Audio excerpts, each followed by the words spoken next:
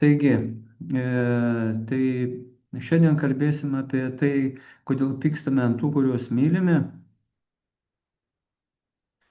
Ir šiandien mūsų pokalbių turinys, ką ir kaip skaudiname ir kokios to pasiekmes, kas yra stresas, kodėl skaudiname, pykčio poveikis mums, kaip susitvarkyti su nevaldomu pykčiu, atsakymai į klausimus. Nu ir pažvelkime į skriaudikų reitingą. Toks skriaudikų reitingas sudarytas. Daugiausia skriaudos mums padaro tėvai, kai mes augam. 35% dažnumas, stiprumas 5 balai iš 10. Ir čia yra giliausios struktūrinės nuoskaudos, pažeista savivertė, saugumo jausmas, susiformavęs netinkamas meilės modelis. Sutuoktiniai 20%, 5 balų stiprumas, 5 balų skaliai. Ką gali privesti neištikimybė, smurto, ilgametės išdavystės, sugriauna identitetą ir šeimos sistemą. Romantiniai partneriai 15%, 4 balai iš 5. Taip, draugai, vaikai, viršininkai, neįvardinti asmenys kitie. Tai jie mums daugiau mažiau padaro tos skriaudos. Kas kenčia nuo mūsų? Taip, tai kenčia dažniausiai vaikai, dažnumas 5 balai iš 5, poveikis stiprumas 5 iš 5. Tai yra didžiausia rizika. Vaikai negali atsiriboti nuo tėvų, todėl jų savivertė, prisirišimas, emocijų reguliavimas formuojasi šeimos emocinėme klimate. Net jei pyktis nukreiptas ne į juos, jie dažnai priima asmeniškai.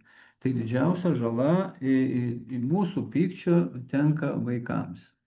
Tada antra pusė, poveikis stiprumas 4, daugiausia laiko praleidžiantis žmogus dažniausiai patiria didžiausią emocinę apkrovą. Nuolatinė kritika, šaukimas ar emocinis šaltumas mažina pasitikėjimą ir artumą. Tėvai kenčia nuo mūsų. Tėvams skaudu matyti vaiko pyktį ir atstūmimą, senstant jie tampa jautrus santykių kokybei, todėl konfliktai su suaugusiais vaikais gali būti labai skausmingi. Šiaip čia yra tokia didelį svarbi ir skaudi tema suaugusių santykiai su tėvais, jau suaugusių vaikų. Seneliai kenčia dažniausiai netiesiogiai, matydami vaikų anūkų konfliktus. Taip, ir draugai dažniau turi galimybę atsitraukti nuo konfliktiškų žmogaus, palikti. Tai va, kenčiančių reitingas. Ką praranda, netenka vaikai, kai mes iškraunam ant jų pyktį. Jie praranda saugumo jausmą, pasitikėjimą savim, spontaniškumą, gebėjimą reguliuoti emocijas. Antra pusė. Emocinis artumas, pasitikėjimas, noras atverti, intimumas mažėja, yra pažeidžiami. Taip? Tėvai. Ryšį su vaiku, ramybę, pasididžiavimo jausmą, viltį dėl santykių. Seneliai. Šeimos vienybės jausmą, bendravimas su anūkais, emocinį saugumą. Draugai praranda pasitikėjimą, artumą, norą palaikyti ilgalaikį ryšį. Kodėl kenčia vaikai? Todėl, kad jie negali išeiti iš santykio, pabėgti nuo tėvų, nuo suaugusių priklauso jo išgyvenimas ir raida. Sutuoktinis. Didžiausias emocinis artumas reiškia didžiausią pažeidžiamumą. Todėl ir kenčia jie. Tėvai kenčia. Vaikų atstūmimą dažnai išgyvena kaip savo gyvenimo nesėkmę. Seneliai jaučiasi bejėgiai, stebėdami šeimos konfliktus. Draugai gali pasirinkti atsitraukti, todėl poveikis dažniausiai bus mažesnis. Nepatinka, jei ne draugauk. Taip.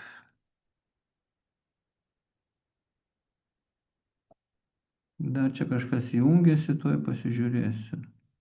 Ja. Einam toliau. Kokią galim padaryti išvadą? Taip, iš tos apžvalgos. Pirma, labiausiai kenčia ne tie, kurie mus mažiausiai myli. Labiausiai kenčia tie, kurie labiausiai nuo mūsų emociškai priklausomi arba su kuriais mūsų sieja stipriausias prisirišimas. Kuo santykis artimesnis ir kuo mažiau žmogus gali iš jo pasitraukti, tuo didesnę žalą gali padaryti mūsų neišreikštas ar netinkamai išreikštas pyktis. Aš išsiliejau ir man palengvėjo, ar iš tiesų? Tačiau ilgalaikėje perspektyvoje dažniau nutinka priešingai. Nevaldomas pyktis paprastai grįžta ne kaip bausmė, o kaip natūrali santykių ir psichikos pasekmė. Mūsų elgesys keičia kitų žmonių reakcijas, o šios reakcijos ilgainiui veikia mus pačius. Kaip mūsų pyktis sugrįžta mums patiems. Jeigu vaikai nuo mūsų pykčio kenčia, ką patiria jūs? Baimė, nesaugumas, žemesnė savivertė, uždarumas. Kaip tai sugrįžta mums? Vaikas nustoja pasitikėti, vengia atvirumo, meluoja, slepia problemas. Ilgalaikės pasiekmes nutolia santykiai, paauglystės konfliktai, mažiau noro bendrauti su tėvais suaugus. Dar pasakysiu iš praktikos, ką pastebėjau. Jeigu vaikas yra nesuprastas, nepalaikytas tėvų, o priešingai prieš jį smurtauja, fiziškai, emociškai, psichologiškai, finansiškai, tai jis ieško kitų draugų. Ir dažniausiai ne tų, kurių mes norėtume matyti tarp draugų tarpe. Ir tada nueina šunkeliais. Kas kenčia? Tėvai.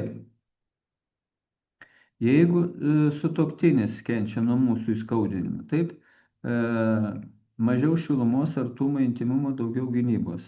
Emocinis atitolimas, neištikimybės rizika, skyrybos. Jeigu motina, jinai liūdi, jaučia bejėgiškumą, tada jinai rečiau kreipiasi, mažiau dalyjasi, santykiai tampa formalūs. Ilgalaikės pasiekmes, nutolimas, neišspręstos nuoskaudos iki gyvenimo pabaigos. Jeigu tėvas tai išgyvena mūsų pykčių iškrovas, jaučiasi atstumtas, nusivylęs, emocinis užsidarimas arba atsitraukimas, prarandamas ryšys, mažėja tarpusavio pagarba. Seneliai, nerimas, liūdesys, bejėgiškumas, mažiau šeimos susibūrimų, nutrūksta tradicijas, silpnėja šeimos ryšiai tarp kartų. Kokią žalą tai duoda mums, mes mažiau jaučiamės saugus, mažiau galim gauti palaikymą. Draugai. Rečiau kviečia, mažiau pasitikė. Draugų ratas mažėja, didėja vienišumas. Ar tai naudinga mums? Manau, ne. Tai, ką nuolat matome santykius, ilgainiui tampa aplinka, kurioje patys gyvename. Pyktis nėra pavojingiausias tada, kai jį jaučiame. Jis tampa pavojingas tada, kai mūsų elgesys pamažu pakeičia žmonės, kuriuos mylime. O pasikeitę jie pradeda kitaip elgtis su mumis ir tai mums nepatinka. Tuomet atrodo, kad pyktis sugrįžo mums patiems, nors iš tiesų grįžo mūsų pačių sukurtų santykių pasekmės. Na ir dabar uždavinukas bus jums. Pasakykit, prašau, kuo skiriasi aidas nuo sutuoktinių aido. Galite pasakyti, kuo skiriasi aidas nuo sutuoktinių aido. Čia toks įdomus klausimas. Pasakysiu savo interpretaciją. Aidas yra tokia garso banga, kuri atsimuša nuo paviršiaus ir susilpnėjusi grįžta pas mus. Kažkoks miško aidas, gali neišgirsti, reikia labai labai klausytis. O sutuoktinio aidas tokia garso banga, kuri atsimuša nuo sutuoktinio, priauga ir teškia atgal, tik laikykis. O mes tai nenorim likti skoloj, paauginam ir su žaibu gražinam. Gavę su vienu žaibu, nenori likti skoloj, paaugina su 2 žaibais gražina. Tu šitaip, šią tau su 3, šią su 4. Ir aidi, Stasio Povilaičio daina. Ką supratote?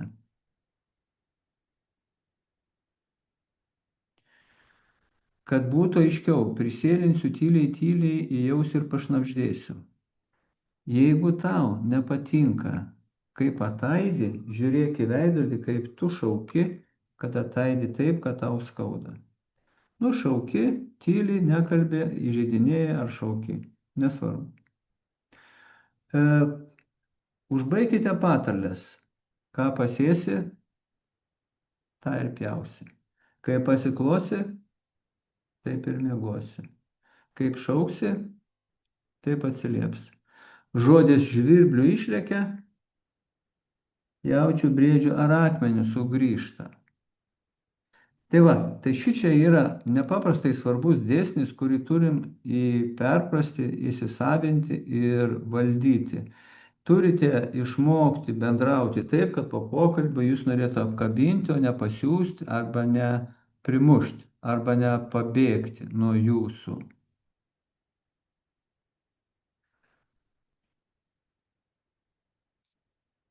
Čia naudoju šitą kaip pavyzdį sutuoktinių aidą, bet tas pats gali būti ir aidas tarp motinos ir vaiko, tėvo ir vaiko, vaikų ir tėvų ir panašiai.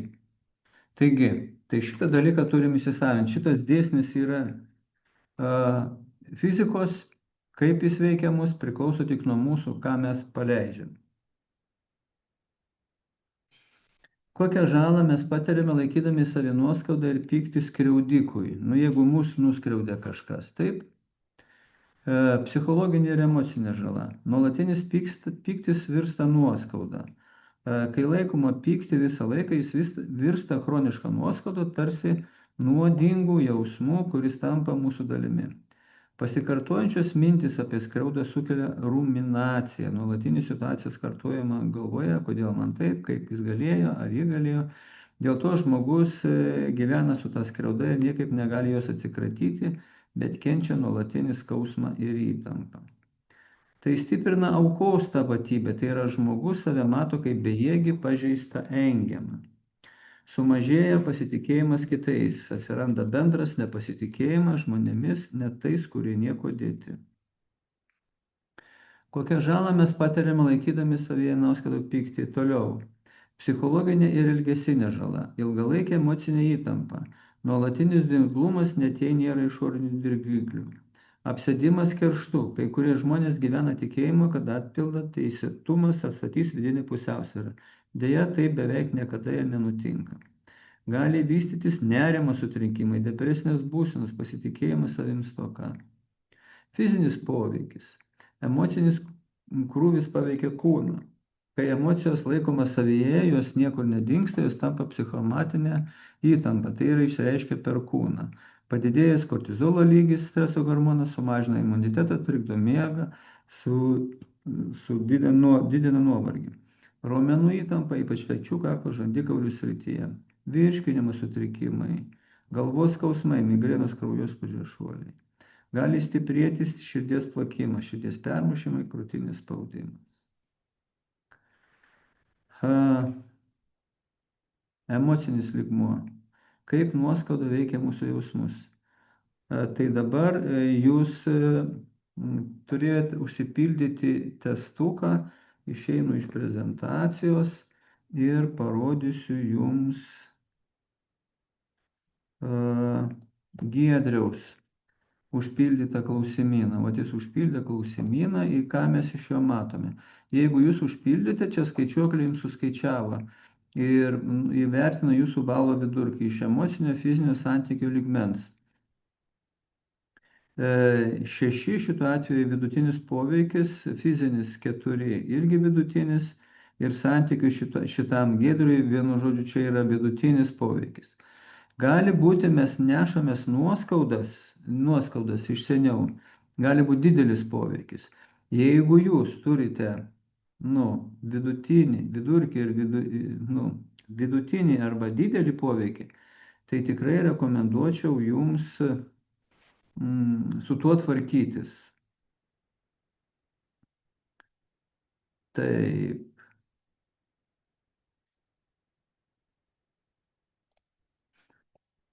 Dabar tada pereisim prie tolimesnių jūsų klausimynų atsakymų interpretacijos, pykčio lygio ir dažnumą. Nu, čia aš padariau tokį, tai va, įvertinimas, jūs kur pildėte, gerai. Jeigu jūs įvertinot, nu, aukščiau negu 5, ar staigumą, ar stiprumą, problematišką mąstyti, tai reiškiasi jau tas pyktis ir nuoskaudos, kurias nešiojate, jūs veikia.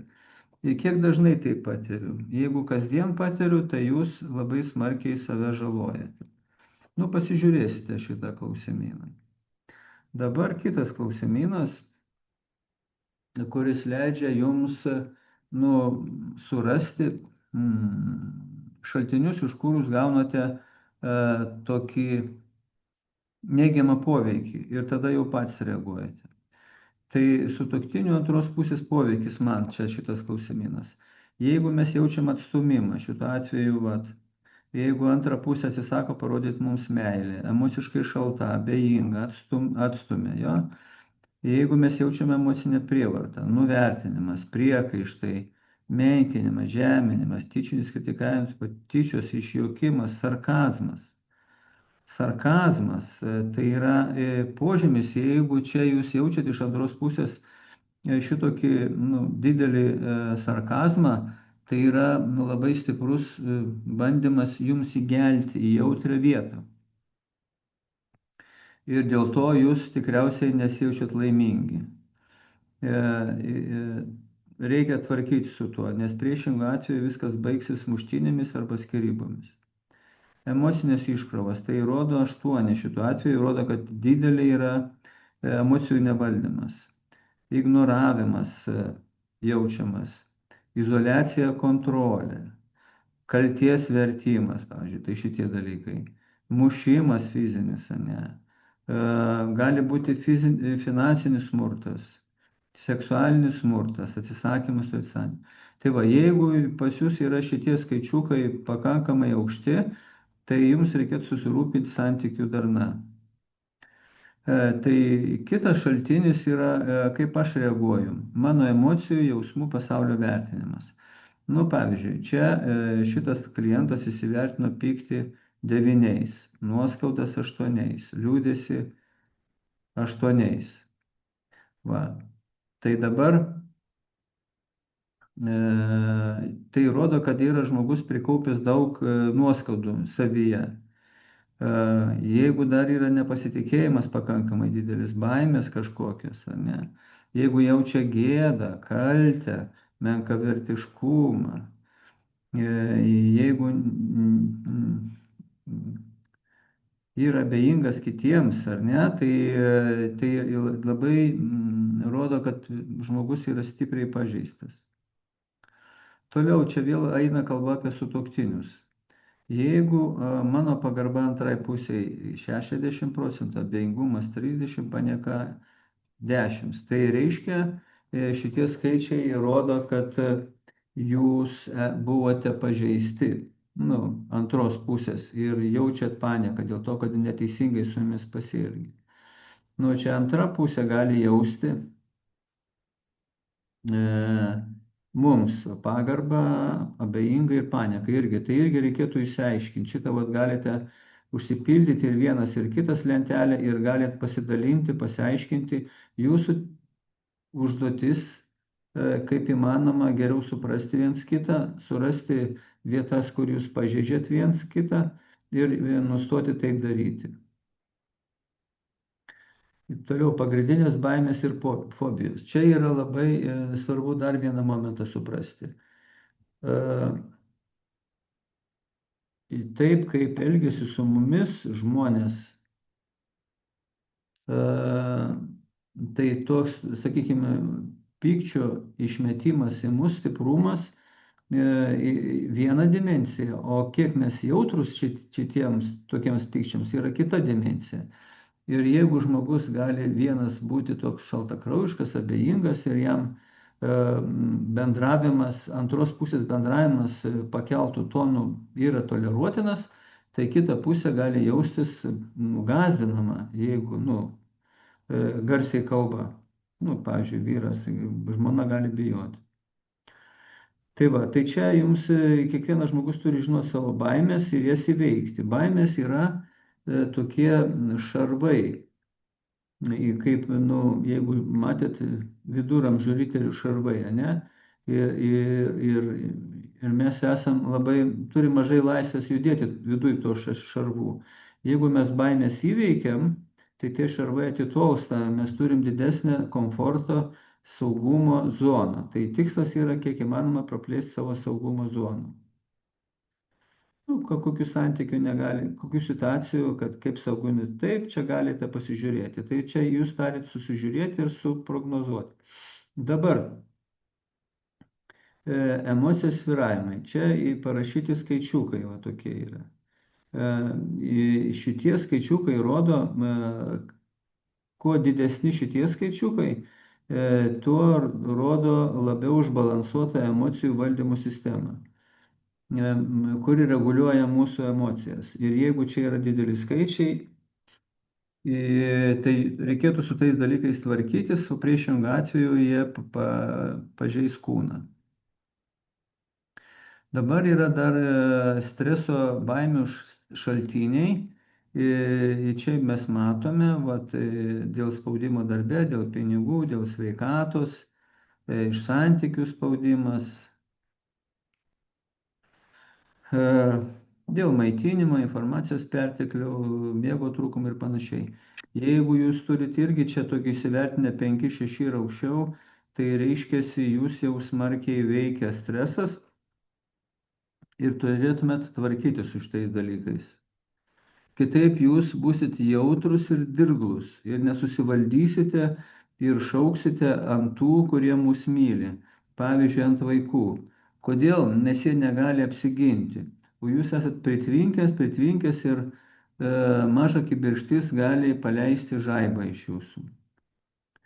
Na ir dar vienas šaltinis pykčio yra vertybių sistema. Čia taip pat galėjote iš tų sąrašo vertybių atsirasti vertybės, nu čia paėmiau kaip pavyzdį, ar ne? Jeigu vertybė yra mano šeima, pagarba, tobulėjimas, sveikata, sąžiningumas, taupumas, ir jeigu antra pusė, pavyzdžiui, netaupo pinigų, tai jinai pažeidžia jūsų vertybę. O vertybių pažeidimas, jisai yra mum nepriimtinas. Mes viduj turim tokį vidinį teisėją, kuris mūsų ir kitų žmonių elgesį vertina pagal savo vertybių ir įsitikinimų sistemą. Ir jeigu žmogus elgesi taip, kaip pagal mūsų vertybės atitinka, tai mes jį apdovanojam, palaikom. Jeigu jis elgesi priešingai, mes jį nuteisiam, nubaudžiam ir išvarom arba skaudinam. Tai vat, vertybių pažeidimai yra labai svarbus tam, kad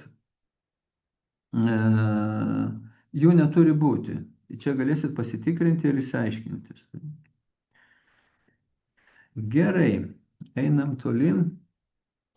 Pasišnekam apie kaip tas nuoskaudas reikėtų pašalinti. Krikščionybė mus mokina, tave nuskriaudė, suprask ir atleisk, tačiau tai neveikia. Kodėl? Neveikia, nes ta skriauda įsirašo į mūsų kūną, emocijas ir protą. Bandymai sutvarkyti savo mintis prote yra nepakankami. Būtina neutralizuoti mūsų patirtą skriaudą kūne, emocijos ir prote. Tam esu sukūręs pykčių nuoskaudų neutralizavimo ritualą, kuris padeda išsilaisvinti. Esu pats išgyvenęs didžiulį skausmą ir man pavyko atrasti metodą, kuris man padeda kitiems žmonėms.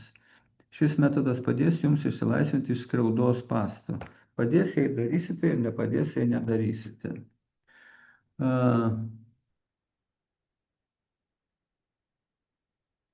Viena klientė 20 metų nekalbėjo su tėvu. Kodėl? Kai jai buvo 16 metų, tėvas ją prievartavo, o motina dar apkaltina. Tu sugundai tėvą. Ir 20 metų nebuvo ištarusi tėvui nei žodžio, nei labas, nei viso gero. Po to, kaip mes užgydėm jos širdelę nuo šitos nuoskaudos, jinai manęs klausė: Mykolai, o kaip man dabar pradėti kalbėti su tėvu? Kokius žodžius ištarti po 20 metų tylos? Tai va, Tai požymis, kad jo širdelė užgijo ir jinai jau gali pradėti kalbėti. Ką turėtumėt padaryti? Jeigu jūs kenčiate nuo patirtos skriaudos, jei norite skriaudą iš savęs pašalinti, jūs turite neutralizuoti skaudos poveikį kūne, emocijos ir protą. Sudėliokime pykčio ir nuoskaudų neutralizavimo pamatus. Mūsų lūkesčiai ir realybė, kaip gimsta pyktis. Vertybių įsitikinimų sistemą aptariam, kas yra stresas ir pasižiūrėsim. Taip. Tai dabar žiūrėkit, vat jeigu čia yra mano iškelta ranka, yra mano lūkestis į kitus žmonės, kaip jie turi elgtis.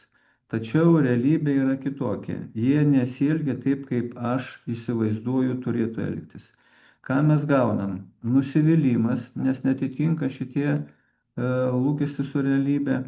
Tada kyla nepasitenkinimas, kuris pagimdo pyktį ir tada pasileidžia į išorę. Priekaištai, menkinimai, žeminimai, kaltinimai, įkandimai ir taip toliau. Taigi, pyktis lenda ir į vidų. Pyktį, nuoskaudas turim. Tai ką mes turim padaryti? Sumažinti savo lūkesčius iki realybės. Tada mes sakom, jis ar ji yra tobulėjantis. Kaip valdyti savo lūkesčius?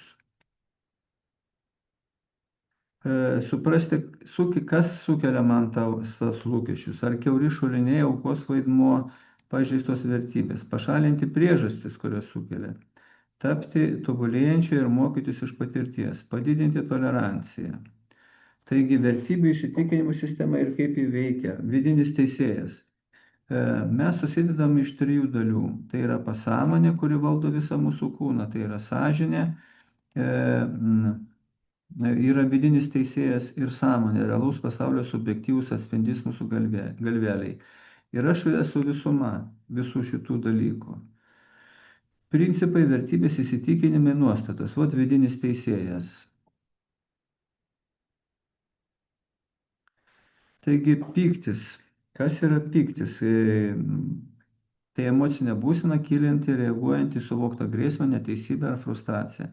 Tai viena iš bazinių emocijų pasireiškinti įvairių intensyvumų, nuo dirglumo ar susierzinimo iki įniršio ar įtūžio. Psichologiškai pyktis signalizuoja apie tai, kad buvo peržengtos asmeninės ribos arba pažeisti lūkesčiai. Pagrindiniai bruožai. Kyla reaguojant į situacijas, kurios laikomis pavojingomis, nesąžiningomis ar kenkiančiomis. Gali būti nukreipta tiek į išorę kitų žmonių, tiek į vidų savikritiškumas, kalties jausmas. Tarnauja kaip gynybinė reakcija stiprinanti priešiškumą, malinizuojant energiją. Pavyzdžiui, žmogus gali supykti, kolegai neteisingai apkaltina. Pyktis kyla kaip atsakas į socialinę neteisybę. Nuoskauda.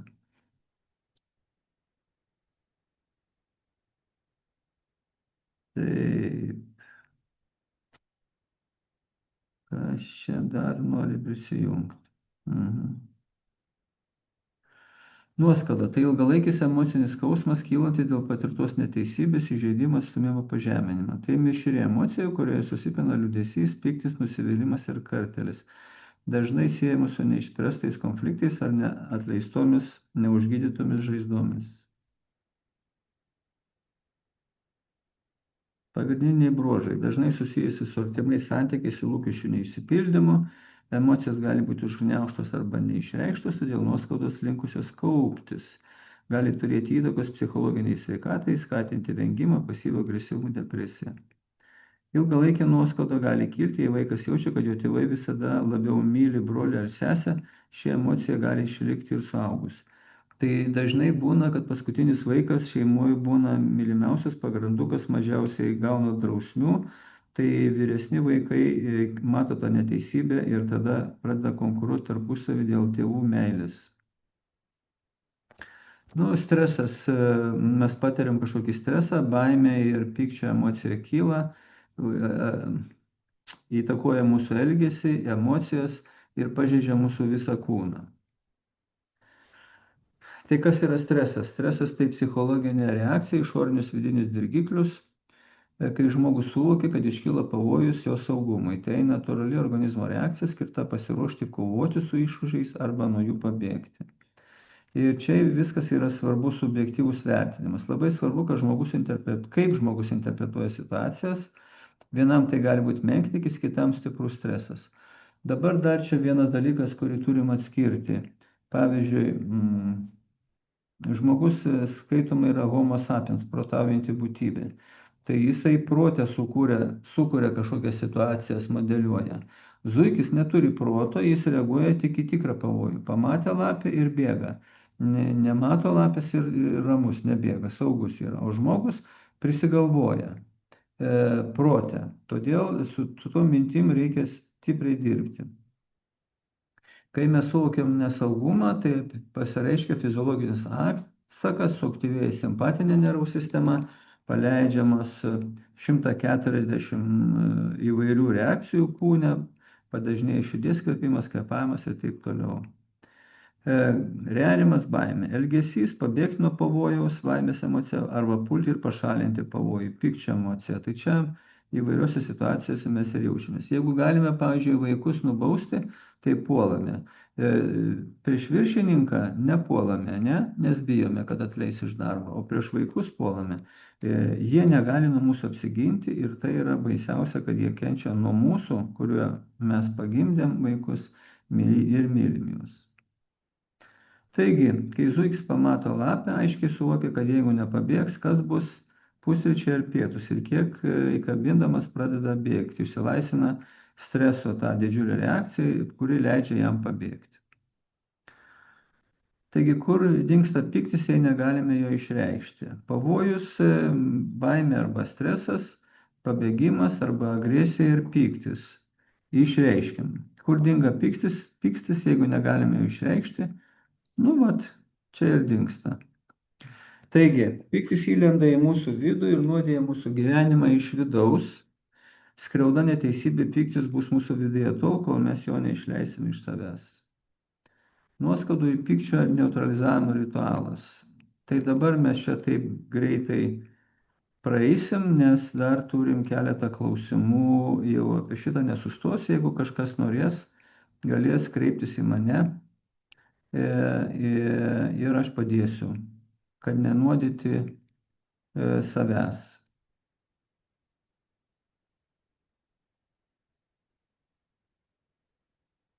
Taip. Emocijų išmetimo meditaciją reguliariai nuimti. Taip. Klausimai. Ką daryti, čia jau jūsų klausimai iš anksto užduoti, ką daryti, kad nuoskaudos neskaudėtų. Tai jau parengiau pakankamai didelę tą dalį prezentacijos ir tikiuosi, kad supratote. Jūs turite su kiekviena tuo atveju, kuriame jūs kentėjote, jūs buvot pažeisti, padirbėti, neutralizuoti. Taip. Kokios yra pykčio valdymo technikos? Tai yra emocijų išmetimo meditacija, čia tokia kaip laiks nuo laiko. Aš ją praktiškai padarau klientams kartą per 2 mėnesius. Seksite mano ten naujienlaiškį ir galėsit sužinoti ir ateiti. Tai 25 minučių tokia meditacija, kurios metu mes galim išmesti tą iš savęs pyktį. Tada emocijos tame skaičiu ir pyktis yra paleidžiamas tam, kad būtų išreikštas. Jeigu pyktį užlaikom, mes griaunam save ir jis tada netikėtai išskrenda žaibais į tuos žmonės, kurie mus myli. Todėl reikėtų pyktį išreikšti tinkamai. Yra ten sporto klubuose galima tą pyktį išreikšti, galima ten yra tokių pykčio išmetimo kambariai, kur galime kažką padaryti, bet geriausia tai yra valdyti lūkesčius, gerai? Toliau, čia kitas klausimas, tai toks paklausimas, iš vieno iš klientų, dalyvių užsiregistravusi. Mano nuomonė, reikia nesiginčyti, o diskutuoti. Mano draugas